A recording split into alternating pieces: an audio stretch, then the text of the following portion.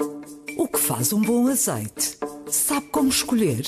Venha descobrir e explorar este produto tão importante da nossa gastronomia na Escola do Gosto. Dia 25 de novembro no Porto, venha provar e aprender com Ana Carrilho, Edgardo Pacheco e o chefe André Cabrita. Os lugares são limitados. Inscreva-se já em público.pt. Este é o Poder Público, a semana em debate pela secção de política do Público.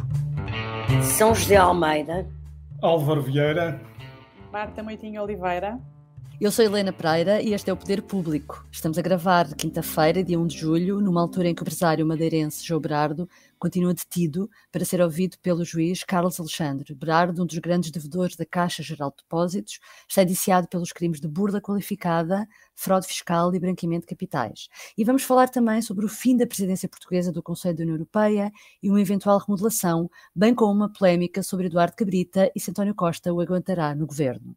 São José, começamos por João Berardo. Agora é o país a rir-se depois de ele ser rido na cara dos deputados e na cara dos portugueses no Parlamento, dizendo que não tinha dívidas?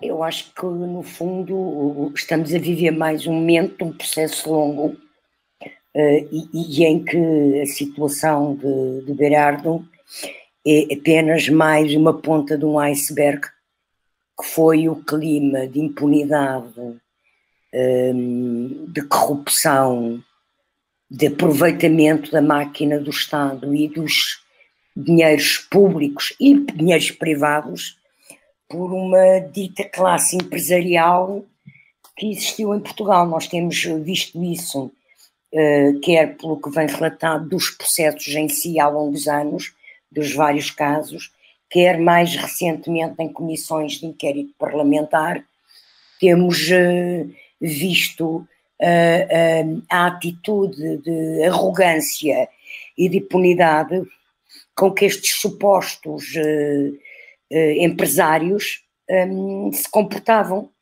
E, portanto, é pena que, de facto, estas coisas levem tanto tempo, as investigações, que a Justiça não tenha mais meios para a investigação ser mais célere, mas eu acho que é tranquilizante para a sociedade e para os cidadãos que estas coisas acabem por acontecer. Demoram tempo, a Justiça tarda, mas não falha. E creio que este momento, mesmo que ele não venha a ser acusado, mesmo que tudo isto acabe por não haver provas concretas que possam permitir julgá-lo e condená-lo, mas eu penso que o caso de Berardo, como o caso, outros casos de Ricardo Salgado, José Sócrates, não só pelo lado da justiça e da acusação e da condenação que venha a ser feita, mesmo eventualmente se provar que tiveram comportamentos criminosos, mas há uma atitude de impunidade, de utilização de um estatuto de privilégio político e económico que é intolerável em democracia e que, felizmente, penso que terminou. Eu penso que isto tem importância, até porque cada vez mais mostra aos ocupantes de cargos políticos e de cargos de poder de gestão económica e empresarial que não vale tudo, que há regras, que há ética de Estado, que há ética pública, que há respeito pelas pessoas e portanto, penso que João Berardo vai ser só mais uma pessoa que se vai engasgar e ter que engolir as suas próprias gargalhadas e a sua megalomania. Posso meter aqui a foice a seara alheia? Claro que sim. Só para acrescentar uma coisa, é que normalmente está sempre tudo tão disponível para dizer o pior possível do Parlamento e da sucessão de comissões de inquérito, mas parece-me que estes são processos que também prestigiam o Parlamento, se pararmos um bocadinho para pensar. Se calhar sem comissões de inquérito não estaríamos a assistir a alguns dos processos judiciais, agora sim judiciais, É bom ver que a justiça tarda, mas não falha. E é bom ver também que o poder político, nomeadamente a Assembleia da República, também pode ajudar alguma coisa a que isto aconteça. Eu não sei se sem a comissão de inquérito e se sem Berardo na comissão de inquérito da Caixa, estaríamos a ter agora este desfecho. Embora alguns dos factos que estão aqui em causa, como as garantias, as ações que serviram de garantia à compra das mesmas, expedientes como a diluição de capital social para mitigar o peso de credores, enfim. Não sei se isso realmente teria avançado sem essa intervenção do poder político. Marta, tu que acompanhaste realmente a comissão de inquérito, os deputados fizeram, no fundo, contribuíram para pôr a nu, por assim dizer, os vários esquemas, ou pelo menos também ajudar a dar a conhecer ao país estas pessoas que, como dizia a São José, que beneficiaram do clima de impunidade. Como é que avalias esse trabalho? Eu acho que esta comissão de inquérito que agora está ainda a decorrer, que é a comissão de inquérito ao novo banco, não tem a ver com a da Caixa Geral de Depósitos, são coisas diferentes, mas tem muitas coisas parecidas, e isto foi evidente até para os grandes devedores que lá foram. Um dos principais grandes devedores do novo banco, que é o Bernardo Muniz da Maia, sentiu isso na pele, porque há uma altura em que ele é confrontado pela deputada Mariana Mortágua, do Bloco de Esquerda, com uma comparação de um expediente que ele tinha, ou que ele terá usado nos negócios dele, uma comparação ao que foi feito por João Berardo, e a primeira reação dele é que não há qualquer comparação possível. E, portanto, de facto, há aqui, mesmo antes do que nós agora sabemos esta semana, com a detenção de João Berardo, o caso de João Berardo e a forma como ele se tinha comportado e a forma como a sociedade reagiu na altura à forma como ele se portou naquela comissão de inquérito à Caixa Geral de Depósitos em 2019, teve impacto inicial logo. Assim, e isto tem uma espécie de um efeito dominó, porque nós vimos o Muniz da Maia a querer afastar-se do Berardo, agora no novo banco, mas também vimos um outro grande devedor do novo banco, que é o Gamaleão, a querer afastar-se do Muniz da Maia. Portanto, basicamente, cada comissão de inquérito tem uma espécie de um ativo tóxico entre os grandes devedores e ninguém quer ser contaminado por aquele ativo tóxico. Logo aqui há uma percepção pública que contamina o comportamento dos grandes devedores. Agora, quanto ao impacto que esta detenção do João Berardo tem nesta própria comissão do novo banco, para já, que se saiba, não terá nenhum, porque os trabalhos da comissão de inquérito na parte das audições já terminaram, portanto, todo o levantamento de factos que há para fazer está feito. Nós agora estamos numa fase em que estamos à espera das conclusões, que serão conhecidas alguns até ao final de julho. Portanto, aí não haverá uma contaminação. Agora, não sei, o que fica à dúvida é, será que daqui a uns anos, no decurso dos tempos, que a investigação judicial, que é outra coisa que corre num tabuleiro diferente, será que a investigação que demora tempo, será que a investigação judicial vai aproveitar factos semelhantes de práticas idênticas com as quais os grandes devedores do novo banco foram confrontados para prosseguir nas investigações, e daqui a uns anos poderemos ter casos semelhantes ao do Berardo com pessoas que agora neste momento falaram na comissão do novo banco. Portanto, é essa a dúvida que fica para o futuro e que só conseguiremos esclarecer mais tarde. Eu acho que sim, não é? Que sirva para alguma coisa. Eu acho que é muito importante, e os deputados apressaram-se muito e bem a destacar o papel do Parlamento e das comissões parlamentares nesta investigação, como o Álvaro estava a dizer, e isso é bom, porque é muito fácil bater no Parlamento e bater na classe política, mas nem sempre, no momento em que é preciso, se valoriza o trabalho que eles fazem, e isso é bastante importante. Acho também que, relativamente à falta de meios de que o Ministério Público se queixa e que serviu para justificar o porquê que a detenção de João Berardo só apareceu agora, acho que era importante haver um detalhe sobre a informação de em que é que houve exatamente falta de meios, porque isso, de certa forma, interpela o poder político sobre isso, não é? Se eu for Ministro da Justiça ou se eu for um deputado no Parlamento, eu olho para aquilo e penso assim, ok, mas falta de meios, o que é que falta exatamente? É que se eu precisar de fazer alguma coisa, eu preciso ter um diagnóstico sobre o que falta. E era importante que o Ministério Público detalhasse exatamente o que é que lhe faltou. Sim, a investigação esteve interrompida, eles dizem, por 2 vezes, não é? Sim, sim. Sim. Mudando de tema, Álvaro, esta semana terminou a presidência do Conselho da União Europeia. Será que está na altura de António Costa fazer uma remodelação, como volta e meia se fala? Que sim, e alguns com mais existência. E alguns comentadores com mais existência também falam. Nomeadamente dominicais, exatamente. Com particular entusiasmo. Eu diria que sim. Normalmente, ou tradicionalmente, as presidências do Conselho da União Europeia costumam ser um motivo para alguma cristalização nos elencos governativos e de mobilização de recursos da administração. Neste caso, parece-me que esse efeito se perde um bocado.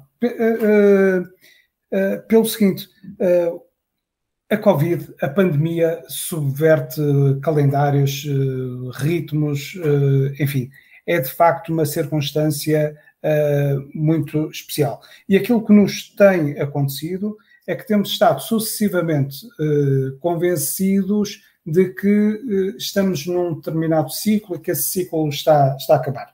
Era o ciclo antes da descoberta das vacinas, depois foi o ciclo da vacinação, agora supostamente estaríamos no ciclo em que a pandemia era um problema mais ou menos debelado e em que estaríamos completamente concentrados no relançamento da economia e, de facto, aquilo que tem acontecido nos últimos meses é que acontece sempre alguma coisa que nos troca as voltas. Nomeadamente, agora, aquilo de que estamos a falar, de facto, é de uma quarta vaga. Por isso, se António Costa estiver à espera de um momento perfeitinho dentro dos cânones tradicionais para abrir um novo ciclo com uma remodelação, não parece que ele vá... Isso nunca existirá, não é? Esse momento perfeito. Sim, parece-me que não vai existir esse timing natural nos próximos meses. Por isso, fica com as duas opções tradicionais. Ou remodelar sob pressão, algum ministro que esteja particularmente fragilizado ou a fazer um mau papel, ou então a criar o seu próprio timing, ganhando iniciativa política e assumindo-se assim, mas que também até agora não tem sido muito o estilo de António Costa. Uhum. São José, há ministros a querer sair nesta altura, nomeadamente até Augusto Santos Silva, que teve um papel importante agora durante esta presidência da União Europeia. Eu não sei se Augusto Santos Silva está a querer sair. O que estava programado quando o governo foi desenhado, e nós escrevemos isso até antes das eleições, era que o governo estava desenhado para a presidência portuguesa, e seria desenhado nessa circunstância, e que Augusto Santos Silva a sair só depois da presidência portuguesa. Mas, e nessa altura também, e depois já escrevemos, e as informações eram de que, a seguir à presidência portuguesa, seria feita uma remodelação, eventualmente até antes das autárquicas, para ganhar um novo fogo, e que seria a remodelação clássica do meio do mandato. Mas também as informações que posteriormente escrevemos, já no início deste ano, é que devido à pandemia, o primeiro-ministro tinha mudado esse projeto e que não estava disponível para fazer remodelações este ano, antes das autárquicas e antes do Orçamento de Estado, e que só passada a pandemia é que mexeria a sério no governo. Portanto, isso aponta para que essa remodelação, para lançar o fim do mandato e até projetar um tipo de governo para um novo mandato, só acontecerá para o ano. Agora, estas coisas nós não podemos adivinhar, porque de repente pode haver uma crise de tal forma que pressione, como dizia o Álvaro, que torne inevitável mexer no governo. Mas mesmo aí não sabemos que, mesmo que haja a necessidade de mudar um ministro, se António Costa aproveitará para fazer uma grande remodelação ou será levado a manter algumas das peças fundamentais da gestão da pandemia, porque o que é facto é que a pandemia não está controlada, e depois já vamos falar sobre isso, mas de facto não está controlada, ainda vai demorar uns meses a estar controlada.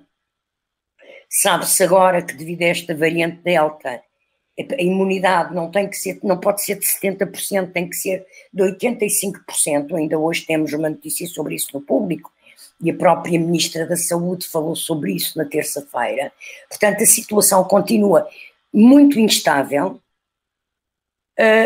e não creio que António Costa tenha margem neste momento para estar a mudar ministros que são fundamentais para gerir a situação, até porque o ministro, quando chega ao Ministério, leva algum tempo a conhecer os cantos à casa.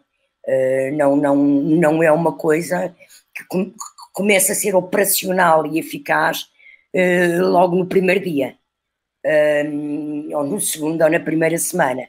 Portanto, acho que há aqui várias variantes que poderão levar António Costa a manter o seu projeto de não remodelar já.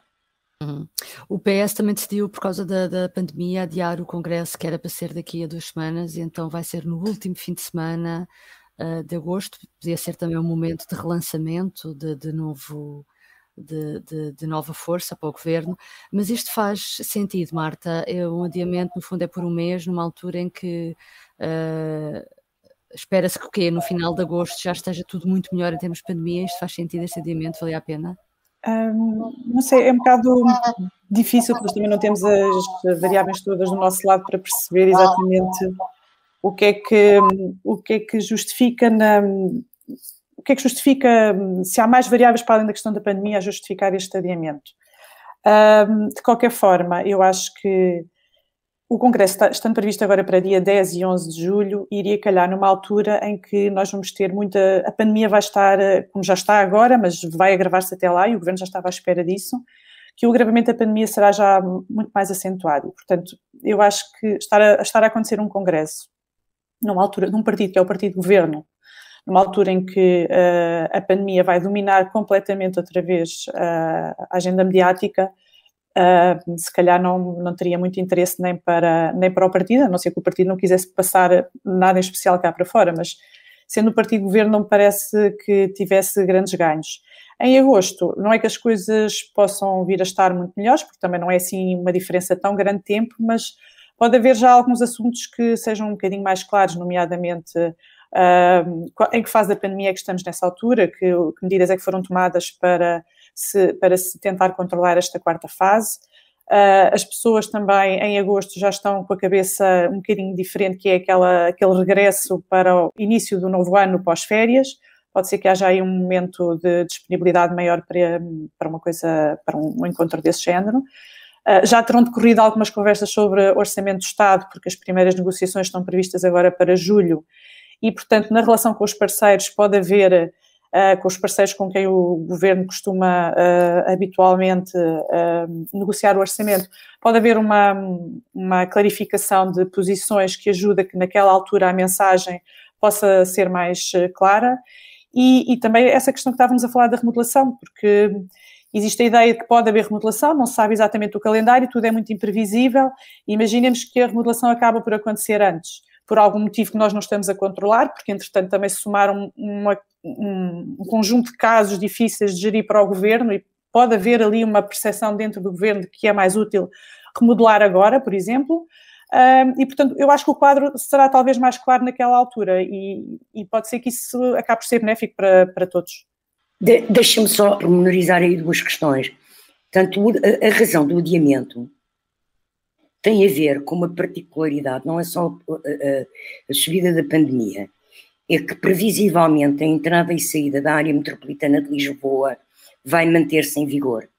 O modelo de organização do Congresso em 13 pavilhões, e no pavilhão mesmo assim a Lisboa, okay. Reuniria também a Federação do Oeste, ou seja, teriam que delegados do Congresso andar a entrar e a sair de Lisboa.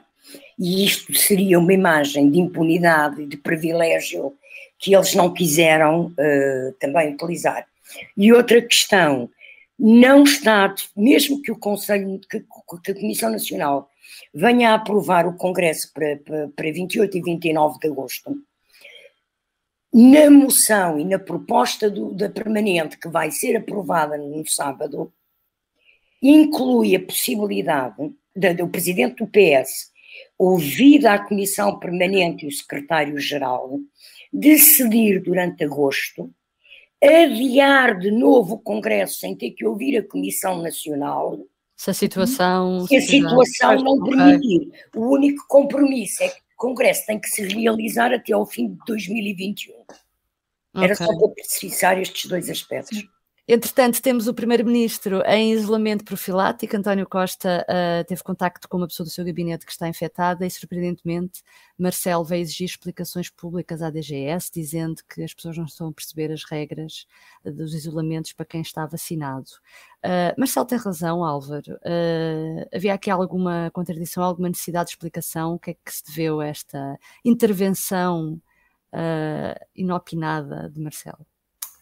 Pois é mesmo isso, parece-me que foi mesmo uma intervenção inopinada, até porque foi seguramente mal entendida. Eu vejo metade das pessoas a achar que o Presidente da República interveio dizendo que aquela era uma boa ocasião para fazer pedagogia e explicar que uma pessoa totalmente vacinada continua a poder representar perigo para a comunidade, no sentido em que pode ser contaminada e retransmitir o vírus, e outra como uma manifestação pura e simples de desacordo pela decisão de aconselhar o confinamento a um Primeiro-Ministro que já tem o certificado e que já tem as duas vacinas. Francamente, estamos tão habituados a tentar identificar intenções em algumas das intervenções do Presidente da República que não sei se isso não esteja aqui a contaminar a questão. Parece-me, apesar de tudo, que do ponto de vista sanitário, a situação do Primeiro-Ministro já foi relativamente explicada, não é? A questão em relação à dualidade de critérios, considerar-se que os dois contactos não representaram o mesmo nível de perigo, que corresponderiam a situações diferentes, daí já não se poder falar rigorosamente de dualidade de critérios, e por outro lado, aquela segunda parte da intervenção de Marcelo Rebelo de Sousa, de que importa às pessoas terem consciência de como é que isto funciona para que não façamos um desconfinamento selvagem, desorganizado. Enfim, confesso que não tenho muita certeza daquilo que foi a intenção do Presidente da República com esta intervenção. De qualquer forma, acho que parece-me óbvio que cumpriu um papel, que foi obrigar, de facto, as pessoas a reparar nisto e a pensar e a lembrarem-se que os cuidados com a pandemia não acabam com a vacinação. E foi também uma crítica, acho eu, à própria DGS. Aliás, esta semana a DGS tem estado um bocadinho com as orelhas a arder. A entrevista ao público, o secretário de Estado, que é o coordenador da resposta à Covid no Algarve, Jorge Botelho, também criticou duramente a DGS por ter partido das autoridades de saúde a decisão de fechar as escolas no Algarve sem que tenham avisado o governo, autarcas. Isto é de uma enorme gravidade. E Marta, como é que isto é possível? Quer dizer, há fadiga por parte da população para cumprir regras, há fadiga também por parte das autoridades de saúde no seu desempenho do seu trabalho como deve ser. Sim, é um bocado difícil perceber como é que isso é possível, porque de facto as famílias foram apanhadas de surpresa e a capacidade que as famílias têm de um domingo para uma segunda de manhã mudar toda a sua logística para ficar com as crianças em casa é bastante complexa, e há pessoas que têm profissões que não podem fazer teletrabalho, portanto não têm hipótese ou seja, para ficar em casa com as crianças vão ter que deixar de trabalhar. E o que é curioso nessa história é que eu penso que por vezes já existe alguma, e na questão da pandemia houve muitas vezes situações em que se percebeu que o consumidor final, digamos assim, que são as famílias, eram as últimas a saber de uma coisa que as afetava diretamente.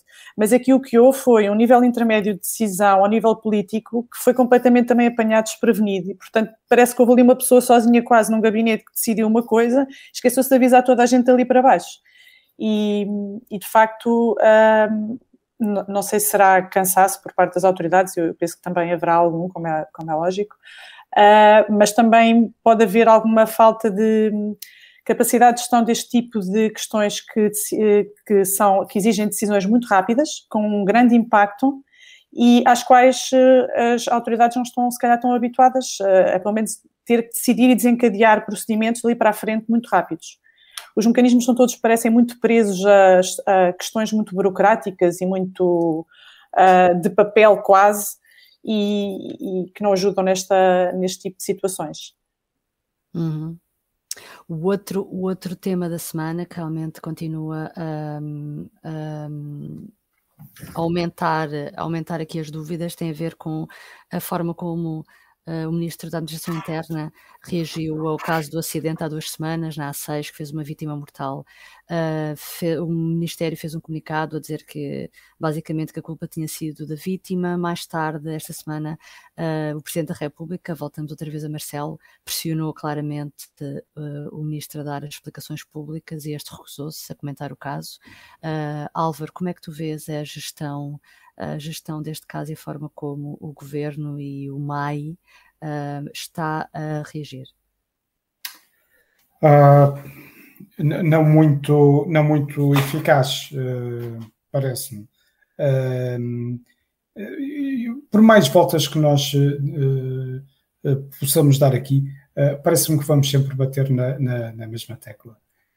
E que é a questão da velocidade. Parece-me que essa será, de facto, a questão que incomodará mais o Governo, que será mais desconfortável. Não conhecemos tudo das circunstâncias do acidente, já houve quem fizesse reconstituições. Também acho que é justo recordar, pode não ser muito popular dizer isto, mas é justo dizê-lo, que há acidentes mortais em que a culpa, não gosto muito da palavra culpa, mas neste contexto não me ocorre muito outra melhor, pode ser de facto da vítima mortal, não é? E também admito que o processo, enfim, que haja inquéritos a decorrer, que haja alguma reserva a manter, mas todos nós temos perfeita noção de que os carros dos governantes, os carros, diria até, de políticos na oposição em campanha, os carros, convém dizer, com frontalidade também dos jornalistas, andam muitas vezes em excesso de velocidade. Então deixa-me fazer outra pergunta, mas isto é um caso político ou não?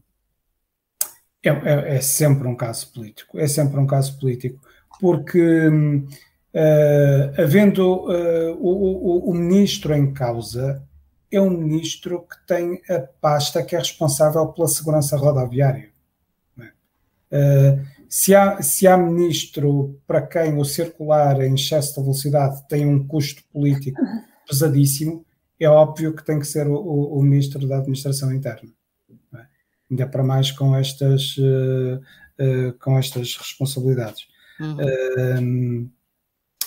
Acho que é inevitável ser um caso político também.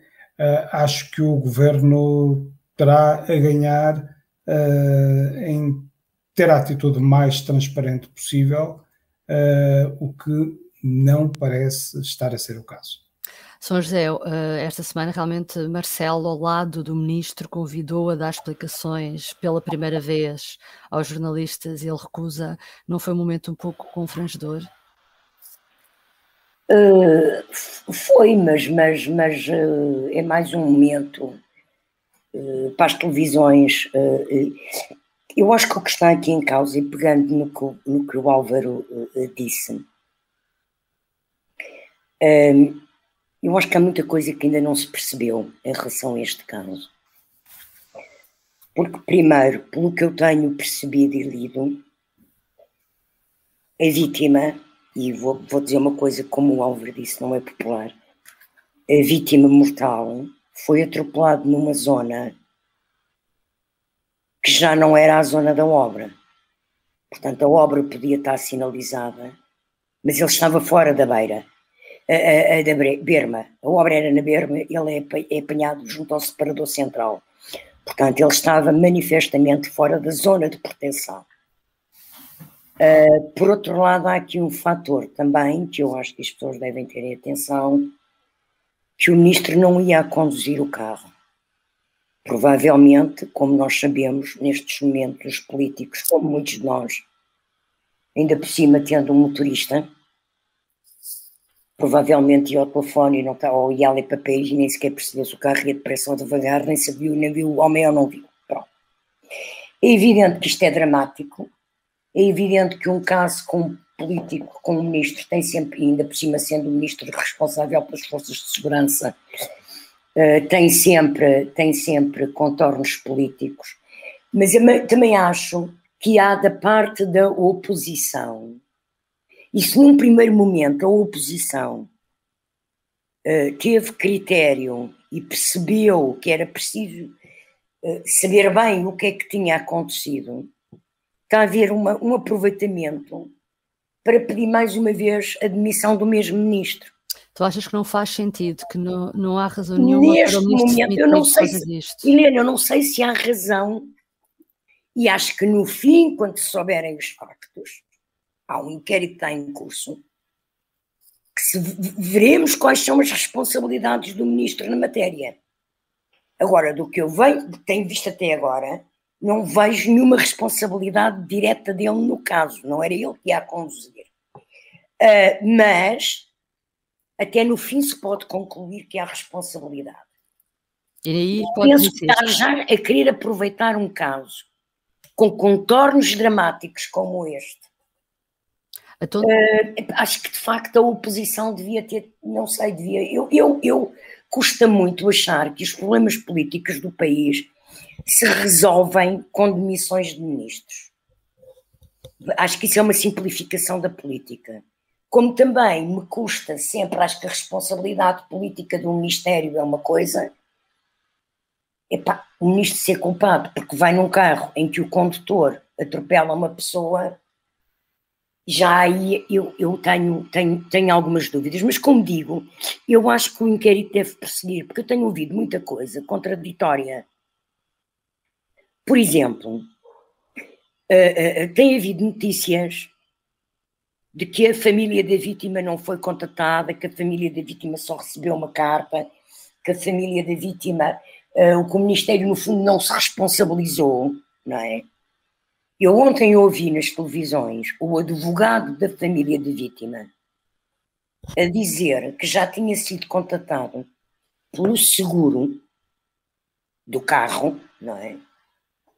Para abrir o processo das devidas indemnizações. O seguro do carro não tem nada a ver com o governo. Não, desculpa, está bem, mas estou-te a explicar. Portanto, eu tenho ouvido coisas de que o governo não agiu. Pelos vistos, agiu, porque pelo menos esta indemnização da vítima, da família da vítima, já está a agir. Portanto, eu penso que é muito prematuro e que o caso está muito nebuloso ainda. Sim, deixa-me só fazer-te uma pergunta então, que é do ponto de vista da reação do governo ou do ministro a este caso, qual é a apreciação que tu fazes? Porque só quebrou o silêncio uma vez e foi para dizer a obra não estava devidamente sinalizada e a pessoa foi incauta. Isso é outra questão. Isso é outra questão, exatamente. Isso é outra questão. Desse ponto de vista, e deixando claro que uma coisa é nós percebermos bem o que é que foi o processo, um processo de acidente de atropelamento mortal, tem contornos demasiado complexos e emocionais, que era bom haver bom senso. Outra coisa é o déficit de comunicação e de esclarecimento, e até uma informação aparentemente errada, porque a obra estava sinalizada, mas também é verdade que a vítima mortal não estava dentro do perímetro da ópera, porque tem havido, mais uma vez, um déficit de explicação e de falta de clarificação transparente da situação, uma falta de abertura em relação à informação que é prestada. Porque mesmo quando se faz, e nós ontem o público fizemos, isso está no Jornal de hoje, está nas notícias, está no site, perguntas ao Ministério da Administração Interna e ficaram sem resposta, não é? Sim, e, portanto, que é recorrente no MAI sobre vários assuntos, não é? Portanto, há uma falta de explicações, isso há, e de informação e de transmissão de dados concretos, não é? A velocidade aqui ao carro. O ministro não ia com batedores e com segurança, porque, pelo que eu sei, o Ministério da Administração Interna, o Ministro da Administração Interna, está na lei, anda sempre acompanhado de segurança, mesmo quando nem sequer é batedores. É um carro de segurança. Outro carro atrás, sempre. Isto é a prática do Ministério da Administração Interna com os ministros da Administração Interna, sempre. Portanto, há aqui muitas coisas que eu acho que não estão clarificadas para se poder avaliar sobre quem é a responsabilidade ou não do acidente, e, repetindo o Álvaro, a responsabilidade até pode ter sido da vítima. Não sabemos.